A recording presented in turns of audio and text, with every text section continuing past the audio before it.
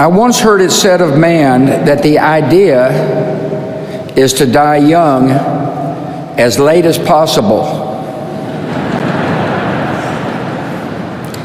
At age 85, a favorite pastime of George H.W. Bush was firing up his boat, the Fidelity, and opening up the 300 horsepower engines to fly, joyfully fly, across the Atlantic with the Secret Service boats straining to keep up. At age 90, George H.W. Bush parachuted out of an aircraft and landed on the grounds of St. Anne's by the Sea in Kennebunkport, Maine, the church where his mom was married and where he worshiped often. Mother liked to say he chose the location just in case the chute didn't open. In his 90s, he took great delight when his closest pal, James A. Baker, smuggled a bottle of Grey Goose vodka into his hospital room. Apparently it paired well with the steak Baker had delivered from Morton's. To his very last days, Dad's life was instructive. As he aged, he taught us how to grow with dignity, humor, and kindness. And when the good Lord finally called, how to meet him with courage and with the joy of the promise of what lies ahead. One reason Dad knew how to die young is that he almost did it, twice. When he was a teenager, a staph infection nearly took his life. A few years later, he was alone in the Pacific on a life raft, praying that his rescuers would find him before the enemy did. God answered those prayers. It turned out he had other plans for George H.W. Bush. For Dad's part, I think those brushes with death made him cherish the gift of life, and he vowed to live every day to the fullest. Dad was always busy, a man in constant motion, but never too busy to share his love of life with those around him. He taught us to love the outdoors. He loved watching dogs flush a covey. He loved landing the elusive striper. And once confined to a wheelchair, he seemed happiest sitting in his favorite perch on the back porch at Walker's Point, contemplating the majesty of the Atlantic. The horizons he saw were bright and hopeful. He was a genuinely optimistic man. And that optimism guided his children and made each of us believe that anything was possible. He continually broadened his horizons with daring decisions. He was a patriot. After high school, he put college on hold and became a Navy fighter pilot as World War II broke out. Like many of his generation, he never talked about his service until his time as a public figure forced his hand. We learned of the attack on Chichijima, the mission completed, the shoot down. We learned of the death of his crewmates, whom he thought about throughout his entire life. And we learned of the rescue. And then another audacious decision. He moved his young family from the comforts of the East Coast to Odessa, Texas. He and Mom adjusted to their arid surroundings quickly. He was a tolerant man. After all, he was kind and neighborly to the women with whom he, Mom, and I shared a bathroom in our small duplex. Even after he learned their profession, ladies of the night. Dad could relate to people from all walks of life. He was an empathetic man. He valued character over pedigree, and he was no cynic. He looked for the good in each person, and he usually found it. Dad taught us that public service is noble and necessary, that one can serve with integrity and hold true to the important values like faith and family. He strongly believed that it was important to give back to the community and country in which one lived. He recognized that serving others enriched the giver's soul. To us, His was the brightest of 1,000 points of light. In victory, he shared credit. When he lost, he shouldered the blame. He accepted that failure is a part of living a full life, but taught us never to be defined by failure. He showed us how setbacks can strengthen. None of his disappointments could compare with one of life's greatest tragedies, the loss of a young child. Jeb and I were too young to remember the pain and agony he and Mom felt when our 3-year-old sister died. We only learned later that Dad, a man of quiet faith, prayed for her daily. He was sustained by the love of the Almighty and the real and enduring love of her mom. Dad always believed that one day he would hug his precious Robin again. He loved to laugh, especially at himself.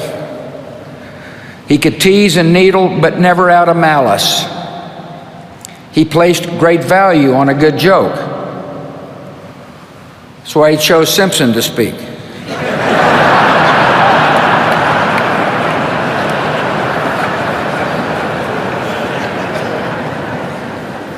On email, he had a circle of friends with whom he shared or received the latest jokes.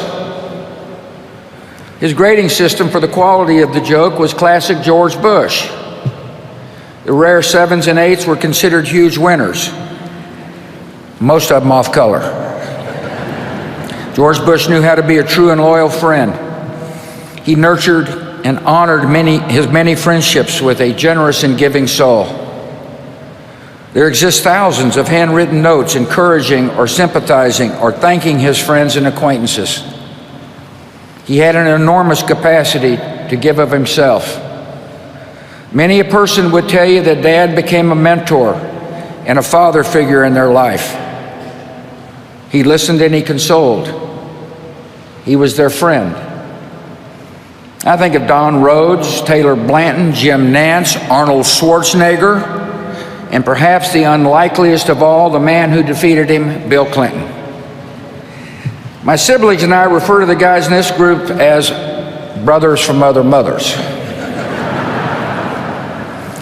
He taught us that a day was not meant to be wasted. He played golf at a legendary pace. I always wondered why he insisted on speed golf. He was a good golfer. Well, here's my conclusion. He played fast so that he could move on to the next event, to enjoy the rest of the day, to expend his enormous energy, to live it all. He was born with just 2 settings: full throttle, then sleep.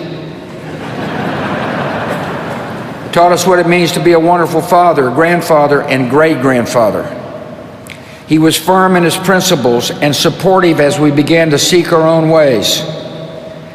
He encouraged and comforted, but never steered. We tested his patience.